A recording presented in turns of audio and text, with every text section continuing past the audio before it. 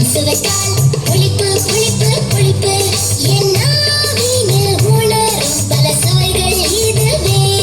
நல்ல சுவையுடனே சாப்பிடுங்க, மகிழ்ச்சியோட அனுபவிங்க.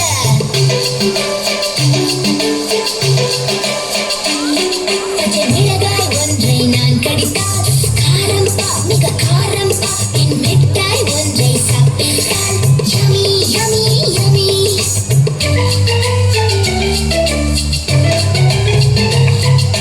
பாகற்காயை நான் சுவைத்தால் கசப்பு, ரொம்ப ரொம்ப கசப்பு. எலுமிச்சை பழத்தை நான் சுவைத்தால்